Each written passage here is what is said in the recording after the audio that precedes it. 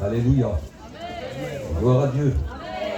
Ma prière ce soir, c'est que chacun de vous soit béni. Le meilleur comme le pire. La meilleure comme la pire. Et je prie pour que chacun de vous soit béni. C'est Dieu qui bénit. Et vous savez que bénir signifie souhaiter du bien. Et voyez-vous ce que sa bouche déclare, son bras l'accomplit. Il dit un mot et la chose s'accomplit. Et s'il te souhaite du bien ce soir, quel que soit le bien qu'il te souhaite, ça t'arrivera. Ça m'est arrivé souvent de bénir des gens, de leur souhaiter du bien, puis quelques jours après, ils auraient pu se casser une jambe. Mais quand le Seigneur te souhaite du bien, ça arrive. C'est une assurance, c'est sûr. Et je pense que si vous êtes venus ce soir, c'est pas forcément pour me voir en moi. Nous aurons envoyé une photo, c'était pareil. Ce que je voudrais vous faire comprendre, que si vous êtes venus ce soir, c'est pour un but, un seul but, être béni de Dieu. Que Dieu vous parle, que Dieu vous bénisse. On se connaît, j'en connais plusieurs d'entre vous, et je sais qu'au plus profond de votre cœur, même si certains ne seraient pas encore convertis, et je sais très bien que vous croyez que Dieu existe. Et ça vous arrive aussi dans votre petit coin, des fois dans votre voiture, des fois dans votre travail, quand un souci se passe chez vous, vous lui demandez de l'aide et du secours. Je sais que tout le monde n'est pas engagé encore. C'est dommage. C'est dommage. Nous vivons des temps critiques. Il faut se préparer. Il faut se préparer à la rencontre de Dieu. Et dit, prépare-toi à la rencontre de Dieu. C'est très important. Il faut se préparer. Que celui, écoutez, même qui est préparé et qui serait vraiment saint, eh bien, il est écrit que celui qui est saint se sanctifie encore. Il faut continuer à persévérer. Ne pas rester sur l'acquis. Ne pas rester sur l'acquis. Dans les choses de Dieu, on ne vit pas de souvenirs. On vit du présent et de l'avenir. Et on veut avancer toujours. Quand le parfait apparaîtra, ce qui n'est pas parfait en nous va disparaître. Car il va nous transformer à sa gloire. Il fera de nous, écoutez, après avoir été des hommes créés de la terre, après, quand on est devenu chrétien, on est devenu le temple du Saint-Esprit, et bien après, ça sera un peuple glorieux. On sera glorifié. On sera, écoutez, pratiquement sans limite. On ne sera jamais Dieu, mais on sera sans limite, pratiquement sans limite. On pourra traverser les cieux, en quelques secondes, et se retrouver auprès de Dieu, près du trône de la grâce. On pourra, là où ce Dieu puissant et beau qui nous a tant aimés, parce qu'il nous a tant aimés qu'il nous a envoyé son Fils, afin que quiconque croit en lui ne périsse point, mais qu'il ait la vie éternelle. Quiconque, n'importe qui, Al Capone aurait pu se convertir. Le plus mauvais aurait pu se convertir. Une place pour tout le monde. Une place pour tout le monde. Parce qu'à la croix, il y a une place pour tout le monde. Quoi que tu aies fait, qui que tu sois, il y a une place pour toi. Une place auprès de Dieu, une place dans le cœur de Dieu, une place à la croix. Car Dieu a tant aimé le monde, vous le savez bien. C'est ce qu'on répète par cœur. Dieu a tant aimé le monde qu'il a donné son Fils unique. Afin que quiconque croit en lui ne périsse point, mais qu'il ait la vie éternelle. Car Dieu n'a pas envoyé son Fils dans le monde pour qu'il juge le monde, mais pour que le monde soit sauvé par lui. Amen. Dieu ne veut juger personne. Dieu ne veut punir personne. Dieu veut pardonner tout le monde. Amen. Dieu veut sauver tout le monde. À ta place. Je le répète souvent quand j'évangélise, je répète souvent, tu n'es pas obligé d'aller en enfer. L'enfer, c'est pour le diable et ses démons. Et pour toi, Dieu a donné Jésus. Pour que tu sois sauvé. Pour que tes péchés soient pardonnés. Et ça, c'est important. Tu peux être sauvé ce soir. Je te promets, tu peux être sauvé. Ce soir, tu peux être pardonné. Ce soir, tu peux passer de la mort à la vie. Des ténèbres, de la puissance du diable à la puissance de Dieu et à sa lumière. Tu peux ce soir. Cette lumière porte un nom, elle s'appelle Jésus. Jésus-Christ. Je lis pour vous dans le livre d'Ésaïe, chapitre 9, à partir de verset 5. Et qu'est-il écrit? Un enfant nous est né, un sauveur nous est donné. On l'appellera l'admirable, le texte original, c'est le merveilleux. Et dédite lui qui parlait à merveille, qui faisait tout à merveille. Écoutez tout ce qu'il touchait, tout ce qu'il désirait, tout ce qu'il regardait. En un instant, c'était béni. Oh, comme c'est important. On l'appellera l'admirable, le conseiller, le Dieu tout-puissant, le Père. Écoutez, la Bible dit le prince de la paix. Et la Bible dit que toute la domination repose sur lui. C'est lui qui repose. Toute la domination de l'univers et de l'éternité, tout repose sur ses épaules. Il a toute la domination. Son nom, c'est Jésus. Dieu a tout remis entre les mains de son Fils, tout. Écoutez, la Bible dit qu'il a reçu tous les pouvoirs, absolument tous les pouvoirs de la part de Dieu son Père. Même Dieu l'appelle Dieu. Il a appelé Dieu par Dieu dans Hébreux chapitre 1. Dieu lui dit, ô Dieu, ton Dieu. Il dira, il t'a donné, il t'a établi, il t'a élevé, il t'a assis. Le plus grand trône, le plus grand des trônes, il a assis son Fils. N'a-t-il pas dit, écoutez, si quelqu'un voudrait vaincre avec moi, au vainqueur que je me suis assis avec mon Père sur son trône car j'ai vaincu, celui qui vaincra avec moi sera assis avec moi sur le trône. Quelle importance, quelle importance. Voilà les promesses de Dieu. Écoutez, la Bible dit que si tu m'écoutes, combien ta paix serait grande. La Bible dit, Dieu dit, si tu m'écoutes, combien ta paix serait grande. J'ai écouté tout à l'heure le témoignage de notre sœur, quand elle a parlé que depuis des années et des années, elle a vécu dans la peur, dans la crainte. C'est une vie terrible, ça, vous savez. C'est une vie terrible quand la paix n'est pas là. Ce n'est pas l'or et l'argent qui peut récompenser ça. Non, non, non, non. Et qui peut compenser ça. Ce n'est pas vrai. Ce n'est pas vrai. Ce n'est pas vrai. Écoutez, ce n'est pas les meilleurs amis, ce n'est pas la meilleure santé, ce n'est pas les plus grands privilèges. Non, non. Ce n'est pas les meilleurs enfants, ce n'est pas la meilleure épouse, ce n'est pas non plus le meilleur époux, ce n'est pas non plus les meilleurs parents qui peuvent vous soigner de ça. Mais celui qui apporte la paix, le prince de la paix, celui qui règne sur la paix, peut t'apporter la paix. Il dit, si tu voudrais, combien que ta paix durerait. Elle pourrait durer toujours, parce que Christ a dit, devant toutes les circonstances qu'il pouvait rencontrer, devant toutes les épreuves qui étaient sur le monde, écoutez, toutes les épreuves que lui-même a eues, il a vaincu tout ça, il a gardé la paix, personne ne pouvait le vaincre, personne. Et qui que ce soit, et quoi que ce soit ne pouvait le vaincre, ce n'était pas possible. Il lui arrivait ce qu'il voulait qui arrive. Il faisait ce qu'il voulait et rien ne pouvait l'arrêter. Absolument rien. Il avait une paix incroyable et il a dit, je te donne ma paix. Je te donne ma paix. Oui, des difficultés, il y en aura toujours eu. Mais avec la paix du Maître, avec le Seigneur avec nous. Quelle espérance quand on peut rentrer chez soi, se mettre à genoux et prier.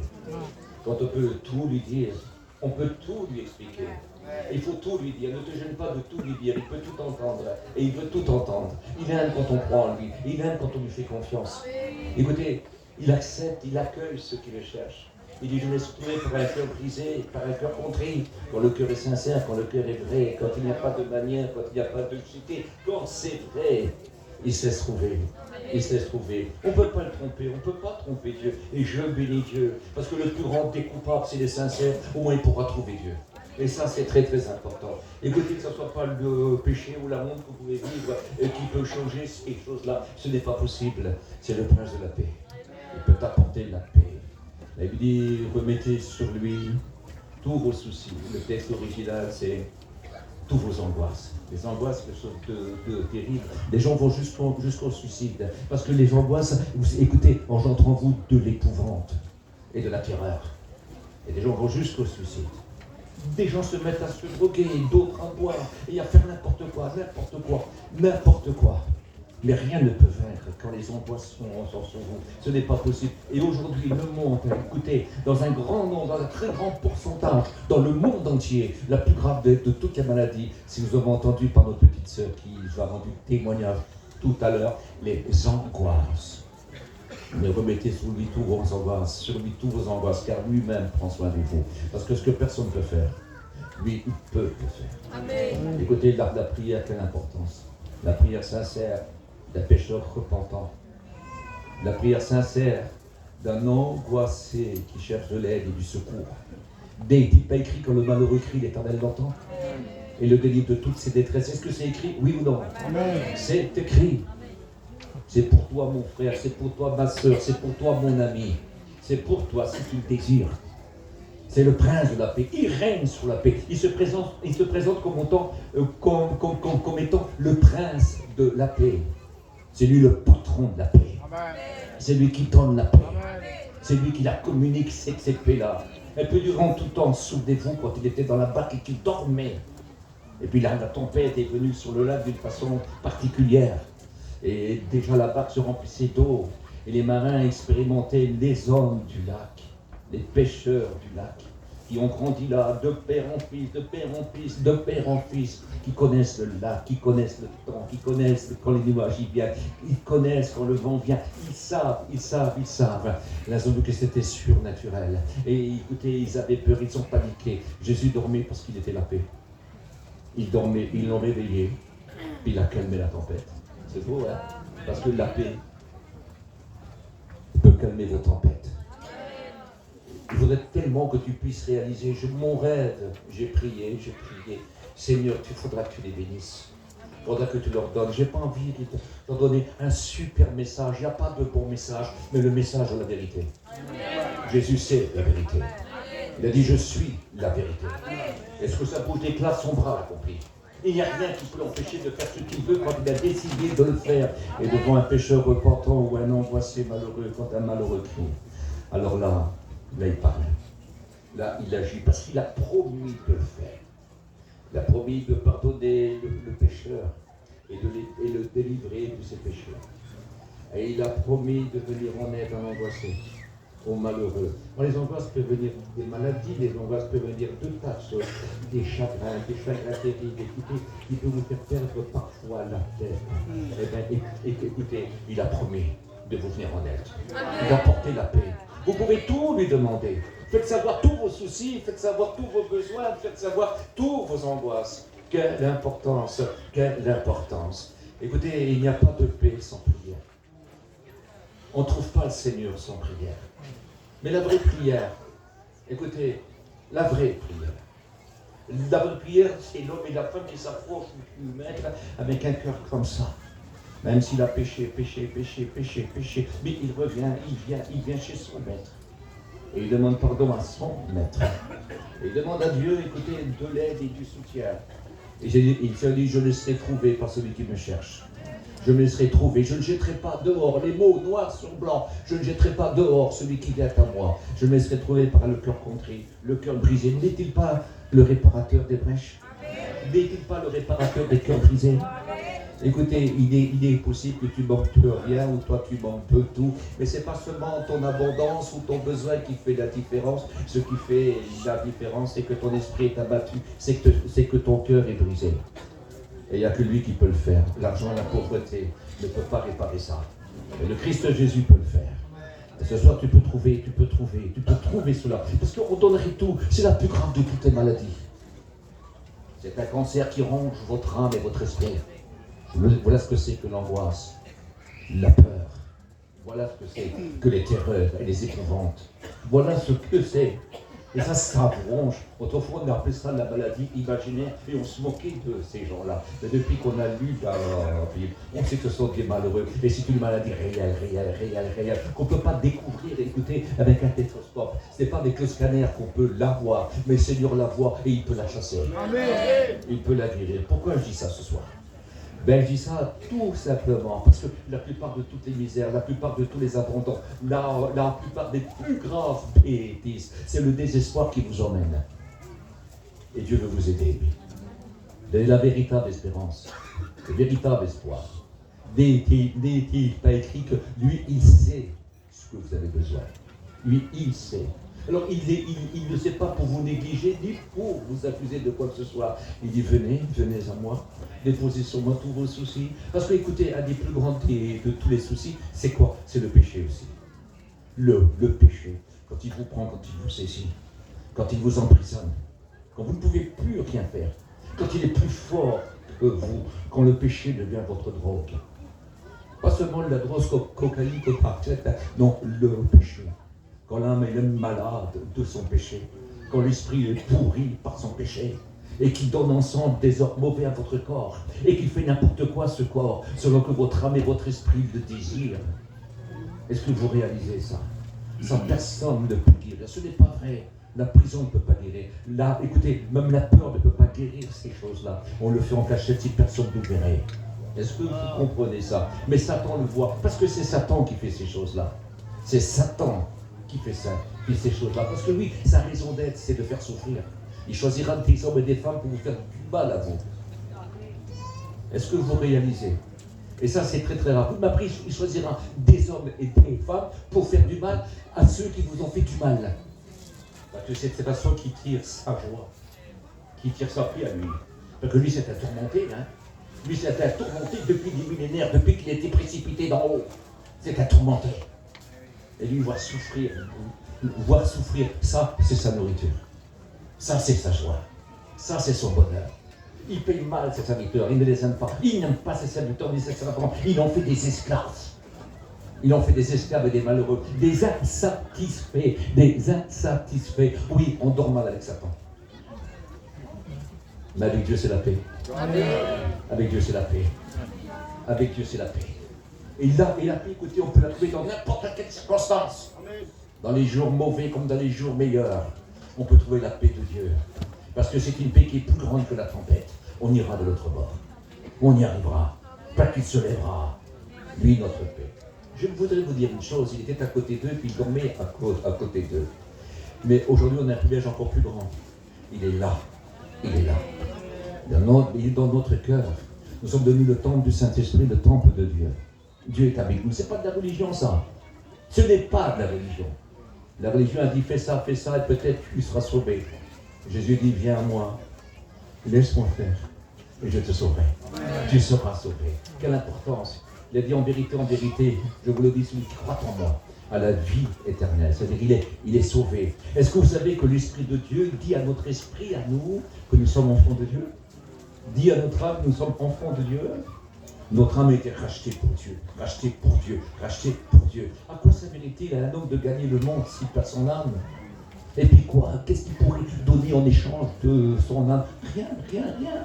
T'es bien fait que tu ferais. Mais ça ne suffit pas. Si ta souillure n'a pas été lavée, écoutez, ça ne fera pas. On ne peut pas nettoyer du sale avec du sale. Est-ce que vous réfléchissez? Il faut que vous soyez pardonnés, lavés de vos fautes. Et quand vous êtes lavés de vos fautes, Dieu fait de vous une nouvelle créature. Les choses anciennes sont passées, voici toutes choses sont devenues nouvelles. Et qu'importe les circonstances de la vie, il y a des mauvais moments et des beaux moments. Ça arrive à tout le monde. Le malheur atteint le juste comme l'injuste. Oui, mais le juste est sauvé. Et le juste a Dieu avec lui. Et ça compte. Nous devons tous partir un jour si nous sommes, si l'enlèvement de l'Église ne s'est pas fait avant. Nous devons tous mourir. Mais si on meurt sauvé, on a réussi dans notre vie. Mais si on meurt perdu, il aurait fallu ne pas naître que d'aller en enfer éternel pour l'éternité. Être sauvé, c'est la plus belle des choses. Ça procure de la paix, ça, vous savez. Je suis sauvé. La sœur a dit, elle s'est convertie, elle a été sauvée et délivrée. C'est la paix de Dieu qui surpasse toute intelligence. Écoutez, il vous est dit dans le livre des Éphésiens, il nous est dit quelque chose. Il dit, faites savoir à Dieu tous vos besoins, par des prières, par des supplications, par des actions de grâce. Et le Dieu de paix, qui surpasse toute intelligence. Écoutez, non, et la paix de Dieu qui surpasse toute intelligence, gardera vos cœurs et vos pensées en Jésus-Christ. C'est exceptionnel, hein? On a des soucis, on a des misères, on commence à prier. Et le Dieu de paix garde nos cœurs en Jésus-Christ, notre Sauveur. Nous sommes gardés.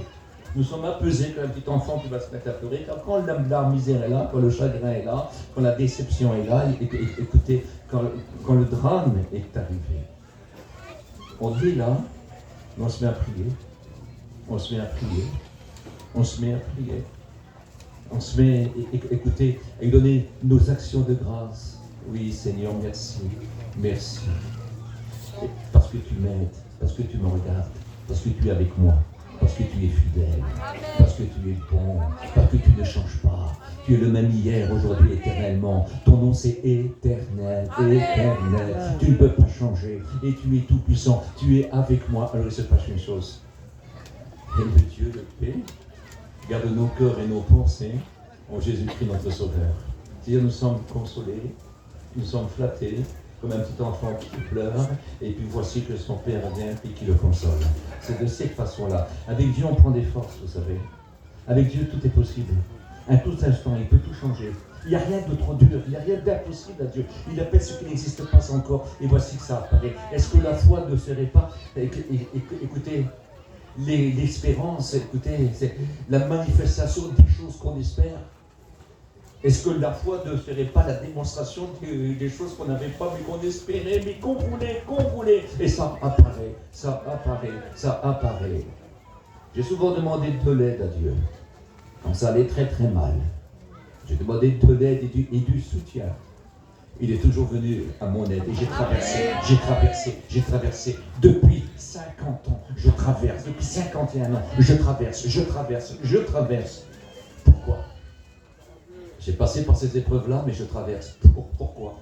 Il m'a gardé fidèle. Amen. Écoutez, j'ai ressenti son amour, j'ai ressenti sa paix, j'ai ressenti son soutien, j'ai ressenti sa fidélité, j'ai ressenti sa main posée sur moi. Il m'a instruit. Il m'a instruit. Il m'a conduit.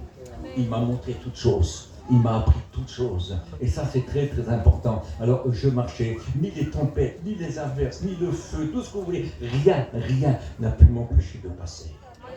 C'est très important. N'était-il pas écrit que si l'épreuve déborde comme un fleuve, elle a débordé, hein? L'Esprit de l'Éternel le mettrait en fuite. Écoutez ce qu'il dit le Seigneur au niveau de Jérusalem. Je vous en parlerai après. Il dit, j'appellerai sur elle un fleuve de paix. Là, c'est pas le fleuve destructeur, hein? C'est un fleuve de paix. Et si vous voulez, on va en parler un peu.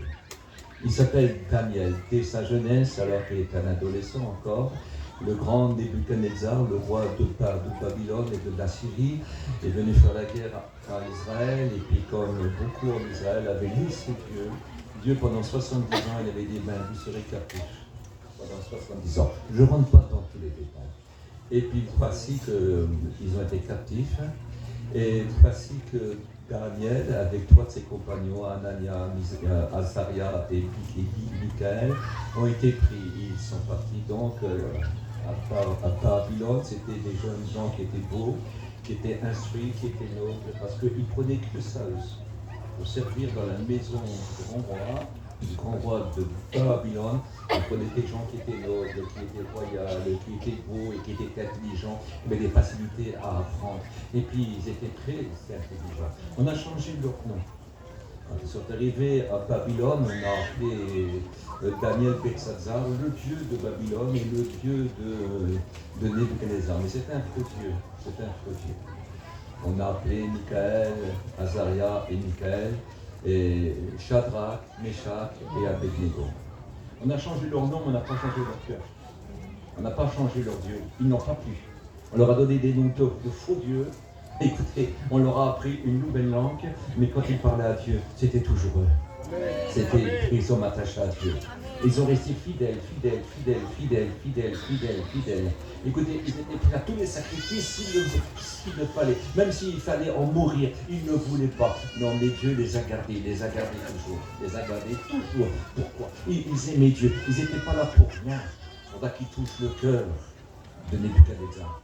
Et plus tard, Daniel devra toucher le cœur à Darius. Ces deux hommes se convertissent. C'est incroyable. C'est une chose incroyable.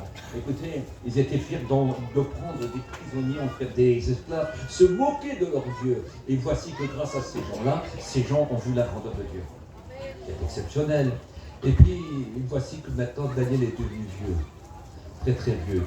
Presque les 70 ans vont être épuisés. S'il avait 20 ans, allez, il aurait 90 ans. Peut-être qu'il a moins.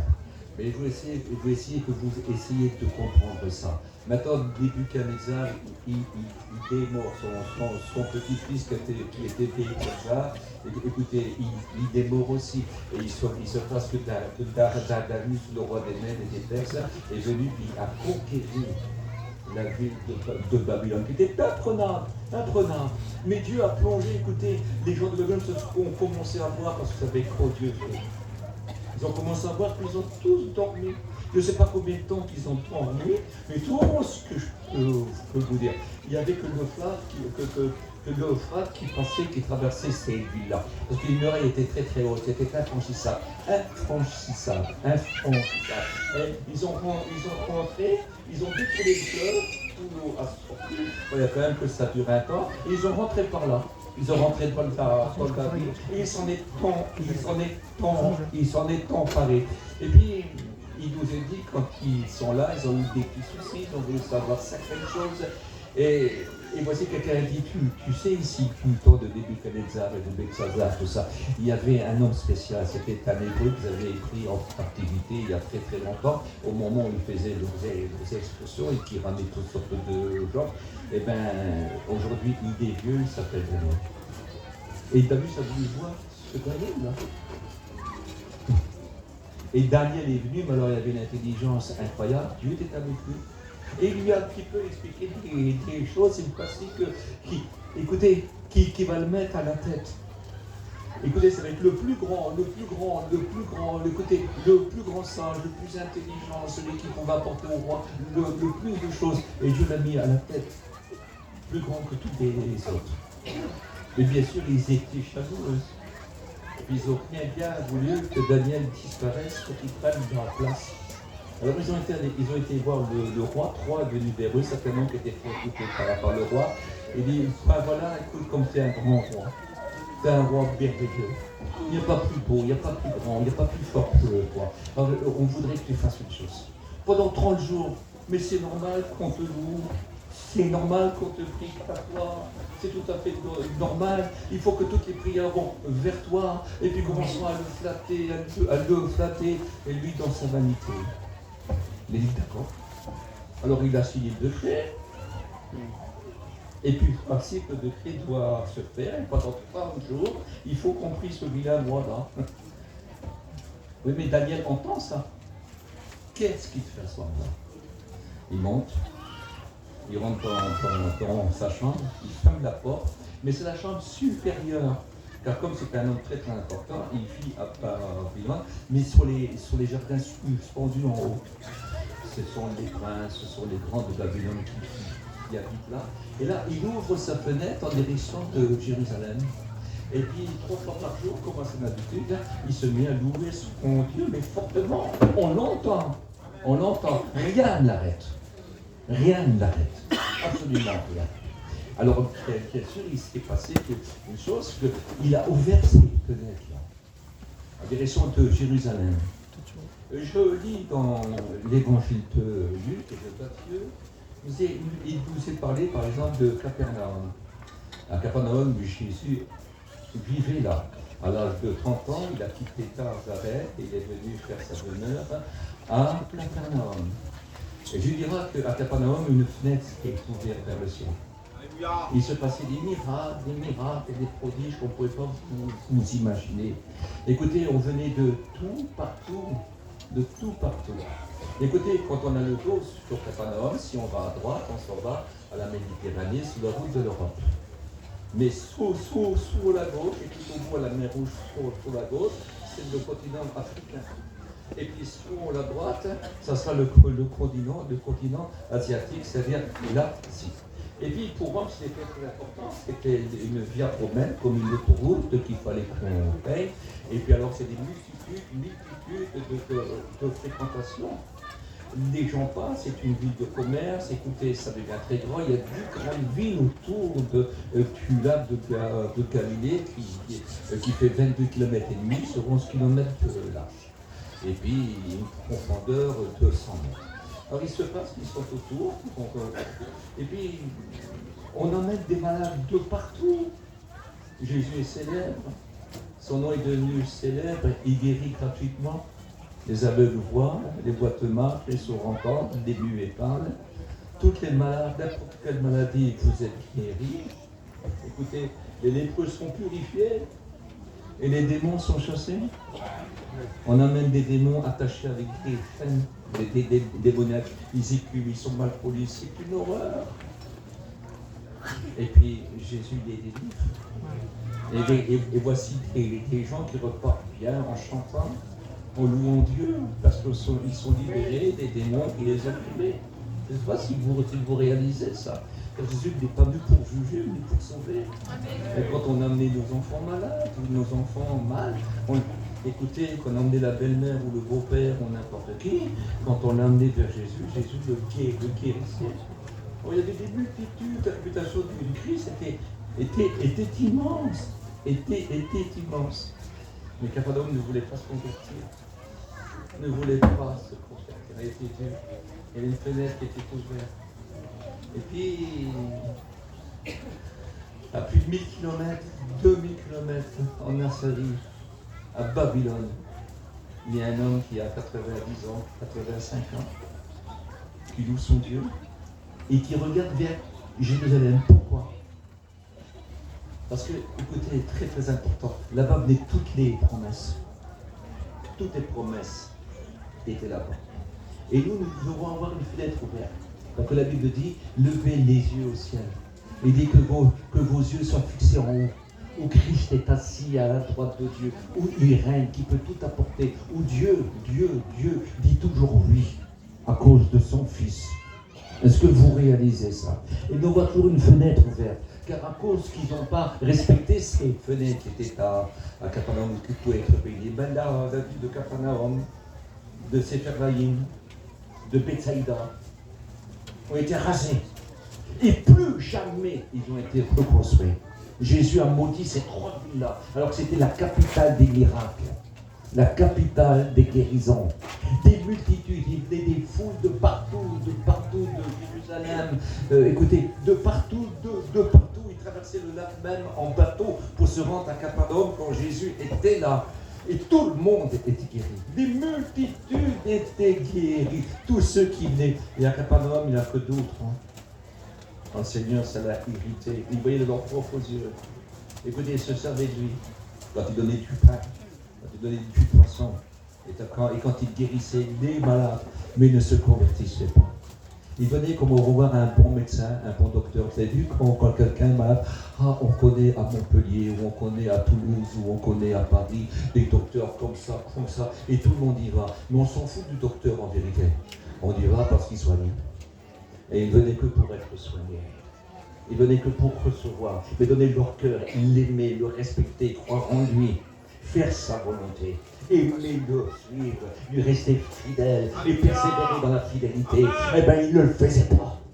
Et ça, c'est grave. Et c'était changeant, toujours changeant, jamais vrai. Ils venaient, bon maître, mon fils est malade, il guérissait. Et puis ça n'allait pas plus loin. Nous, on connaît beaucoup de gens comme ça. Je ne sais pas s'il y en a à Montpellier, ma ville, j'en connais. Quand ça ne va pas, on n'a même plus le droit de dormir. Il faut qu'on fait des réunions spéciales, il faut qu'on gêne, il faut qu'on fait des réunions à l'hôpital. On le fait de bon cœur, on le fait. Mais quand ça va mieux, on ne les voit plus. Quand ils nous voient de loin, ils disent c'est gênant. Non. Mais en vérité, ce n'est pas nous qui les rejettent, c'est le maître qui les a tant aimés, qui les a bénis pourtant. Et ça, c'est très très grave. Ce que je voudrais vous faire comprendre, il dit rentre dans ta chambre, ferme ta porte. Là, prie ton Père qui voit dans le secret. Mais là, il y a une fenêtre. Il y a une fenêtre au ciel. Parce que Jésus est le chemin qui mène au ciel. Et si Jésus est ton sauveur, c'est le chemin qui mène au ciel. Et ça va au trône de la grâce. Et sur le trône de la grâce, c'est Jésus qui est assis sur le trône de la grâce. Parce que la grâce, source de salut, a été manifestée. Et puis, elle nous a appris à renoncer à l'impiété. C'est-à-dire à lui rester attaché, à lui être fidèle. Et puis, voyez-vous, chez nous, là, souvenez-vous ce qui s'est passé à Jérusalem. Le Fils de Dieu est mort pour nous. Il a donné sa vie. Défiguré. Et tellement défiguré par les coups qu'il avait reçus que son visage ne ressemblait plus à un homme. Lisez dans Ésaïe 53. Son visage ne ressemblait plus à un homme. Écoutez, tellement qu'il était défiguré, il différait de celui des fils d'homme. C'était qu'une plaie. Une seule plaie. Une seule plaie. Ses mains étaient percées. Ses pieds étaient percés, ils ont percé son cœur et ils ont labouré son dos. Mais plus que son dos, le fouet romain venait jusqu'à là. Parce que, écoutez, on ne le fouettait pas comme ça, on le fouettait comme ça. Il était tenu par les mains, attaché, on tenait là, il était tenu comme ça, et puis on le fouettait. Il ne pouvait même pas tomber. Et on le fouettait. Et sur ces bannières de cuir là, il y avait des lames qui le coupaient. Il y avait du plomb pour que ça tape encore plus. Il y avait des morceaux d'os remplis de bactéries, remplis de microbes. La souffrance, ça venait jusque là.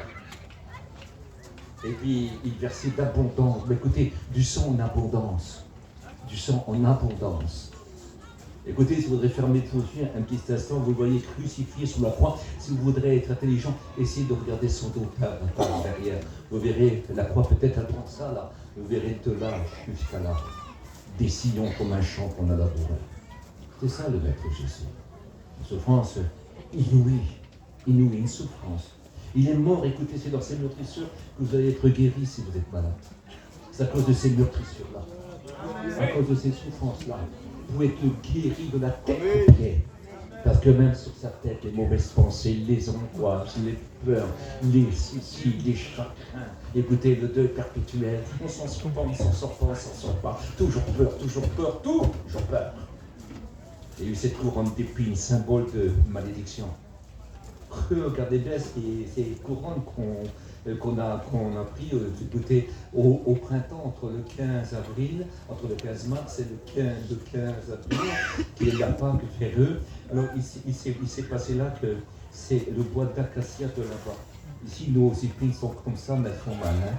Mais là-bas, elles sont comme ça, elles peuvent faire 10 à 12 cm. Je ne sais pas si vous pourriez les aimer, attention. Écoutez, c'est de l'Orient. C'est une autre affaire. La sève est beaucoup plus forte. Alors écoutez, ils ont pris 3 branches. C'est vert, donc ils peuvent le faire. Ils l'ont tourné, ils l'ont attaché, ils l'ont mis sur sa tête. Et avec un roseau, ils se font taper dessus. Alors ça rentrait là, c'est parti là, ça allait jusque là, ça rentrait là. Imaginez, 1 heure après, l'Éden. Moi, j'ai fait des lavages dans ma jeunesse, et puis j'ai souvent été, du bois d'acacia, je le taillais. J'ai ces petites épines, là, mais 1 heure après, mais et un mal, et quelle brûlure, comme ça fait mal. Mais lui, imaginez, celui-là a eu 50 à 60 hommes lui ont voilé la tête. Et ils l'ont frappé, il a pris tous les coups, il n'en a refusé aucun. Et depuis qu'il a rendu son front Madara, c'est-à-dire son front diamant. Écoutez, et ils l'ont frappé. Des gens possédés, des gens diaboliques, mais il s'est laissé frapper par eux, parce qu'ils voulaient prendre tous les coups que eux méritaient. Et les a reçus. Et tous les coups que vous lui avez donnés, les injures, les insultes, vous avez pu y faire. Écoutez, l'indifférence, les moqueries, et peut-être même pour certains petits pas, opprimés, persécutés, méchants pour les chrétiens, méchants pour le peuple de Dieu, et méchants pour leur Seigneur. Ça arrive, mais il a pris tous ces coups-là pour pas que tu le reçois si tu te repens. Il y a l'importance, pour pas, écoutez, et ça c'est très très important. Alors vous savez, quand on est chrétien, quand on a été sauvé, ou quand on est dans la misère, Jésus c'est le chemin, la vérité et la vie qui mène au ciel. Il est le seul chemin, il n'y en a pas d'autre. Donc vous rentrez chez vous, mais une fenêtre est ouverte, parce que Jésus est là. Amen. Elle est ouverte au ciel. Tout ce que Jésus demande à son Père veut. Son Père est d'accord. Quand il intercède, si quelqu'un parmi vous a péché, il a un avocat auprès du Père, Jésus-Christ le juste, qui intercède lui-même pour vous. Mais pas seulement pour vous, hein, pour les péchés du monde entier. Il y avait un chrétien, s'il aurait péché, il peut revenir vers son Père. Mais un inconverti qui s'est opposé à Dieu toute sa vie, qui a fait du tort à l'évangile toute sa vie, il a encore le droit de venir vers Jésus. Et c'est le chemin qui mène à Dieu. C'est le chemin de la guérison. Écoutez, en Jésus-Christ, il y a toutes les promesses. Absolument toutes les promesses. Les plus excellentes et les plus meilleures. Parce que la plus petite de ces promesses, c'est pour l'éternité, si vous le voulez. La plus petite, la plus insignifiante, c'est pour toujours. C'est pour toujours. C'est pour toujours. Et les promesses, vous savez combien qu'il y en a? 3000. 3000. 3000 promesses. Et tout se trouve, écoutez, parce qu'un jour à Golgotha, le Maître Jésus est monté avec sa croix. Et là, il fut crucifié. Il a dit, quand je serai élevé entre terre et ciel, j'attirerai tous les hommes en moi. Et tous les jours, il m'attire, tous les jours, il m'appelle, et tous les jours, je l'invoque, et tous les jours, je le prie. Et Daniel, écoutez, ils sont balancés de tout ce qu'on pourrait dire sur lui. Il savait les promesses. Le roi peut le menacer de mort, il peut tout avoir, aucune importance. Il sait qu'il est dans la main de Dieu. Écoutez, la fidélité, je rappelle ça aux chrétiens, est quelque chose de très très important. Parce que si nous voulons être fidèles, oui, on passera par les orages, oui, on passera par les difficultés, oui, le malheur atteint le juste comme l'injuste, oui, mais rien ne pourra détruire notre paix. Rien ne pourra détruire notre espérance. Rien, écoutez, Dieu est notre force. On peut tout supporter, absolument tout, car il n'y a pas une épreuve que le Seigneur ne nous aide pas. Il dit que leur force augmente pendant la voie, pendant la marche. Leur force augmente. Écoutez, c'est vrai, c'est pas beaucoup de tribulations qu'il nous faudra rentrer dans le royaume de Christ. Mais il dit, prends courage. Petit troupeau, prends courage. Parce que des sauvés, il n'y en a pas beaucoup. Dans les villes, il n'y a pas beaucoup d'églises. Hein. Non. Écoutez, je vous promets, il n'y a pas beaucoup de sauvés. C'est un petit troupeau. Si la terre entière se convertirait, mais dans toutes les rues, il y en a très peu. Il faut un GPS pour trouver des églises. C'est pas facile. Et des fois, elles ne sont pas toujours mises dans. Alors, c'est très important aussi. Ce que je voudrais essayer de vous faire comprendre. Vous pouvez faire partie de ce petit troupeau. Vous pouvez faire partie de ce petit troupeau. Et c'est très important.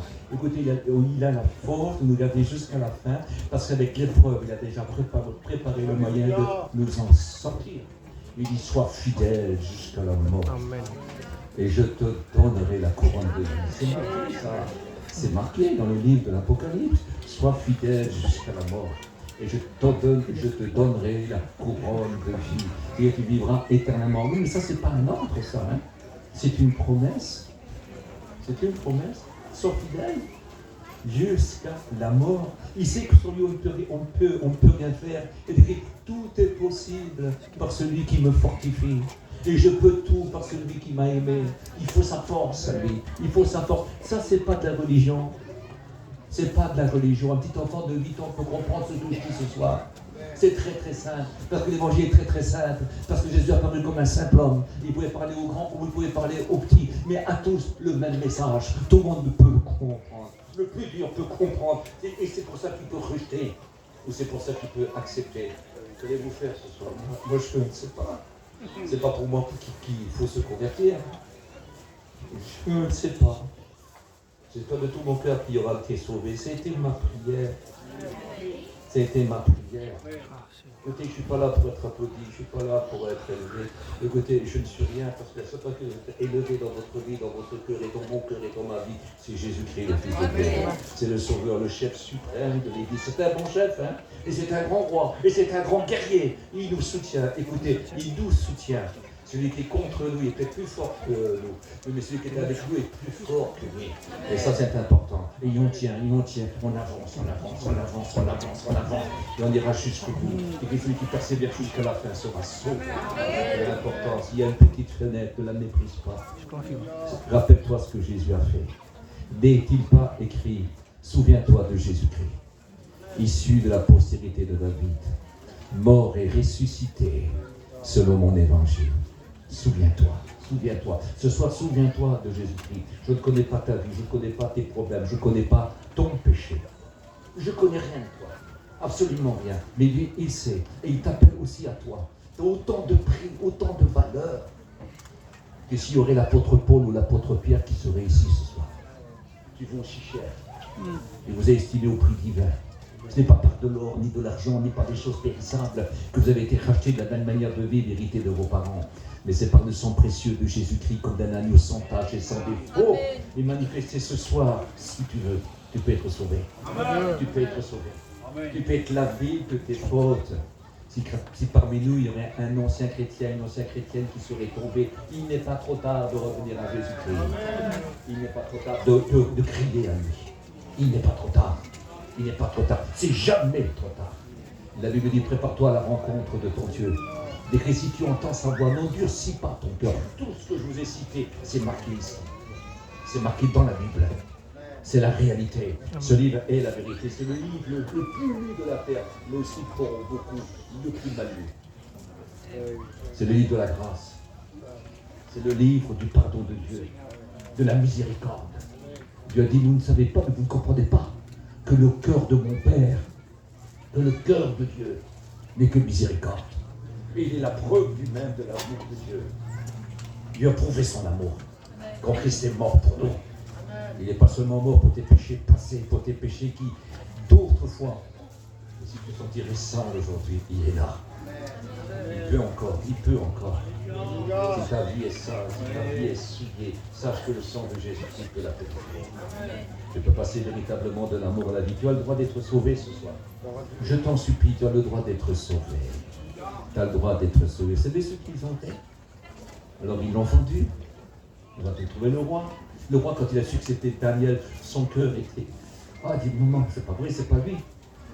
Alors, il a tout fait pour le sauver jusqu'au soir, mais on ne peut pas. C'est la loi immuable des Perses et des Mèdes. Écoute, le qui est fait, c'est terminé, on est obligé de le refaire. Alors écoutez, ils ont pris Daniel, ils l'ont jeté dans une fosse à lions.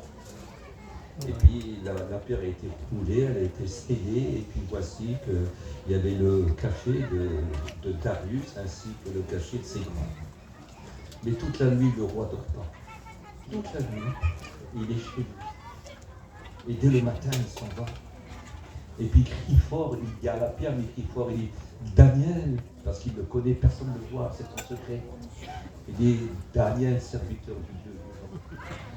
Ton Dieu que tu sers avec persévérance, a-t-il pu te délivrer de la gueule des lions? Et Daniel dit, ô roi, vie éternellement, Dieu a envoyé son ange. Amen. Et il a fermé la gueule des lions, parce que j'étais innocent devant mon Dieu et innocent devant toi. Alors, vous savez, les lions représentent surtout Satan et les démons, qui voudraient nous détruire et nous dévorer.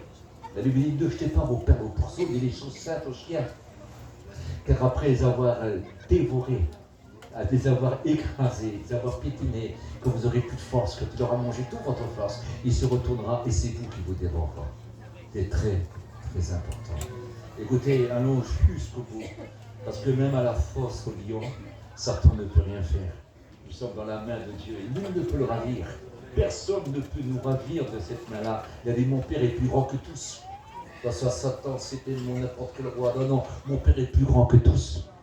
Et je vous ai placé dans la main de mon Père. Et nul ne peut vous ravir de la main de mon Père. La Bible dit que nous sommes dans sa main comme un sceau gravé. Engravé.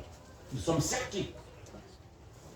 C'est un sol fertile, éternel. On porte du fruit. On est fort. Écoute, personne ne peut te ravir, mais toi, tu peux y descendre.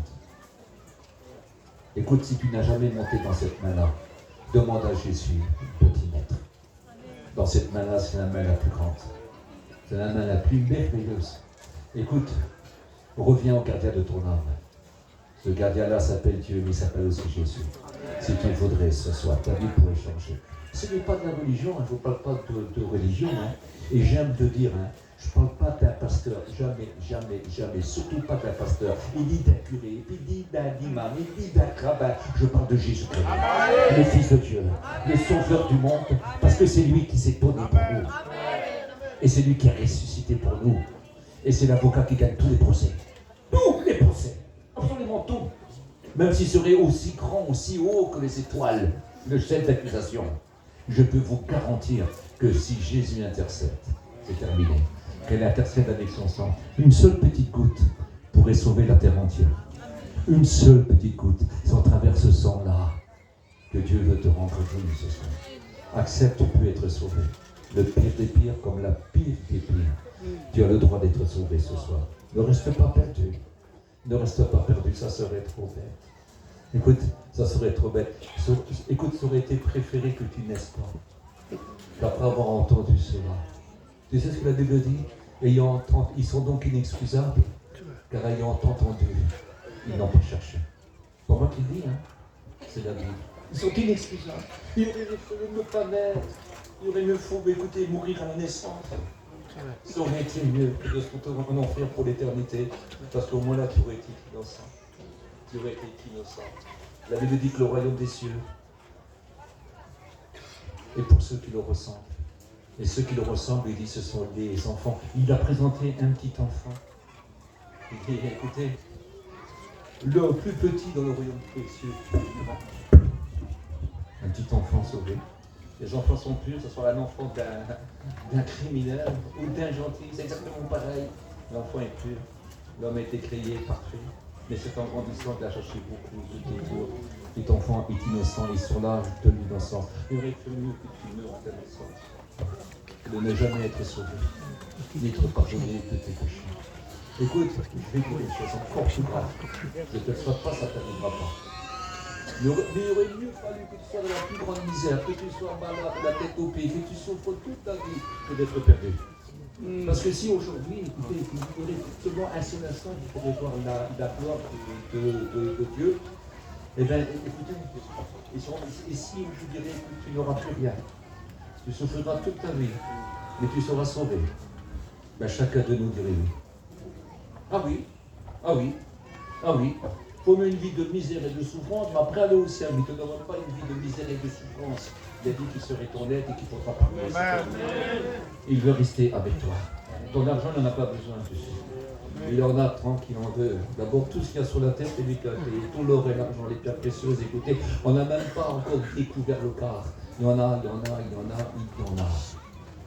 Et tout ça va disparaître un jour. On n'a jamais vu, écoutez, les maladies, on n'a jamais vu des souffrances, on n'a jamais vu des misères, on n'a jamais vu un coffre-fort, on n'a jamais vu des puissants être accompagnés avec leur puissance, avec leur gloire, avec leur argent, ni avec leur maladie, ni avec leur misère et leur souffrance. Non, quand il viendra nous prendre, c'est pour être avec lui. Une vie de Dieu sans être Dieu. Une vie de Dieu où la peine, la misère, la peur, la faiblesse, c'est pour toujours. Pour l'éternité, ça n'a jamais de fin. C'est toujours plus, toujours plus, toujours plus. Dieu se montre toujours plus grand parce qu'il est infini et il est merveilleux. Infini, infini, infini. Il est Dieu, il n'a pas de fin. Il est tout puissant, tout puissant, tout puissant. Illimité, illimité, illimité. Sa science, son savoir est immense. Et puis il est omniprésent. Sa présence est éternelle, elle est infinie, elle est infinie. Dieu est Dieu d'éternité en éternité. On a du mal à comprendre ça, mais il ne sera pas fin. Quand c'est immense, mais quand c'est immense, nous serons avec lui pour toujours. Écoutez, la Bible dit, ça va de gloire en gloire, de joie en joie, gloire en gloire et joie en joie. Toujours plus grand, toujours mieux. Au ciel, on se rend 1000 fois. Il n'y a pas de routine au ciel. Le soldat à la terre, écoutez, les plus belles choses vous en embrasserez. Vous avez un beau diamant, le regardez souvent, et vous verrez, vous regarderez de moins en moins. Mais lui, là, ça sera autre chose. Et puis c'est quand ces adorateurs contempleront sa gloire. Il faut commencer à l'adorer ici. Ce que mon Père veut, ce sont les adorateurs en esprit et en vérité. En vérité, je parle avec mon cœur. C'est plus facile quand on aime pour suivre Dieu. Quand on l'aime, c'est beaucoup plus facile. Parce que quand on aime quelqu'un, quand on aime son enfant, ou quoi que ce soit, écoutez, il n'y a plus rien qui compte. On donnerait tout. Il n'y a rien de trop cher. On voudrait être malade, souffrir à leur place. Parce qu'on les aime, c'est pour nous. Et quand on aime Dieu, on ne regarde pas la difficulté. Parce qu'on sait qu'avec lui, on marche, elle existe la difficulté, mais on marche en vainqueur en la traversant. Et ça, c'est très important. Elle ne peut pas nous vaincre. C'est ça, être chrétien. C'est ça, être chrétien. Vous ne pouvez rien faire, mais avec lui, vous pourrez tout faire. Mais alors, tout faire. Vous pouvez traverser tout. Un jour, je vous parlerai de témoignages que je connais. Écoutez, des choses extraordinaires que Dieu est capable de faire. On en aurait jusqu'à demain. Jusqu'à demain. Comme c'est important. Oui, Dieu est vivant. Oui, Dieu existe. Ce n'est pas une légende, ce n'est pas un grand. Non, non, non, non. C'est une réalité. Dieu existe. Et Dieu est présent. Et il est prêt à te pardonner en travers son Fils. Que le sang précieux de Jésus pourrait couler sur ton âme et sur ton esprit et sur ton cœur. Afin que ta vie change. Que tu sois un vrai chrétien, parce qu'on peut trouver des chrétiens qui sont un petit peu bizarres. Ils sont que de nom, mais tu peux devenir un vrai chrétien aussi ce soir. C'est vrai. Tu peux devenir un vrai chrétien. Et toi, quelle que soit la vie que tu mènes, qu'importe ce que tu as fait, qu'importe ce que tu fais encore aujourd'hui, le Seigneur peut te bénir, peut te pardonner et changer ta vie. Ça, c'est pas une religion, hein. C'est Christ. Il dit, mais mon frère, je vais t'apprendre à le faire. Je vais le faire avec toi. Et en plus, je t'en récompenserai. Parce qu'au ciel, des récompenses, c'est douce attentes. Et ça, c'est très important. Voulez-vous que nous prions ensemble? On va prier ensemble. Avant de prier, je vais vous dire une chose. C'est un choix. C'est un choix dans votre cœur. Il a dit, donne-moi ton cœur. Je suis fatigué des mains qui se lèvent et qui après retournent dans leur poche. Ce qu'il faut, c'est un cœur. Il a dit, donne-moi ton cœur. Donne-moi ton cœur. Dis-lui oui ce soir, dis-lui oui. Je t'accepte, je demande pardon. Ce que j'ai entendu, c'est la vérité. Oui, c'est la vérité. Ce soir, il n'y aurait pas d'autre façon d'être sauvé. Est-ce que tu pourrais te sauver? Alors que tu es pécheur, quand on est impur, on est impur. Il n'y a que le sang de Jésus qui peut purifier. Le sang de Jésus-Christ purifie de tout péché. Et garde aussi de tout péché. Et ça, c'est important. Je prie. Seigneur, merci pour ta parole. Car ta parole est la vérité. Seigneur, nous voulons plus que jamais ce soir réaliser, comprendre, Seigneur, le mystère de l'Évangile. Le mystère de l'Évangile, c'est l'amour de Dieu. Car Dieu a tant aimé le monde qu'il a donné son Fils. Et nous voulons connaître cet amour-là. Il a dit, voici mon Fils bien-aimé en qui j'ai mis tout mon amour, écoutez-le. En lui, il y a tout l'amour de Dieu. Il n'y a plus de colère de Dieu. Écoutez, il n'y aura pas de jugement. Il n'y aura pas le grand trône blanc où Dieu enverra des hommes en enfer. Non, non, non. Tous ceux qui n'auront pas fait la paix avec lui. Non, ça n'existera pas pour vous. Vous serez sauvés, reçus par des fils de Dieu, reçus d'une façon particulière. Il est écrit que Jésus-Christ lui-même viendra d'où chercher quand le Père lui donnera l'ordre. Il nous amènera au ciel et arriver aux portes du ciel. C'est ce qui dira, entrez-vous les bénis de mon Père. Pour des possessions du royaume qui nous a été préparé avant la fondation du monde. Quelle importance, quelle importance. Demandez ces choses à Dieu. Faites la paix avec Dieu ce soir. Que Dieu vous bénisse. Que Dieu vous bénisse. Que Dieu vous bénisse. Seigneur, bénis-les ce soir. Amen. Je te demande d'ouvrir leur cœur. Seigneur, ils ont entendu assez pour être sauvés. J'ai vu des vieilles personnes de 90 ans se convertir. Et j'ai vu des jeunes enfants de 8 ans être bénis et demander à genoux pardon à Dieu. Seigneur, on comprend, parce que tu as donné tes oreilles pour qu'on écoute.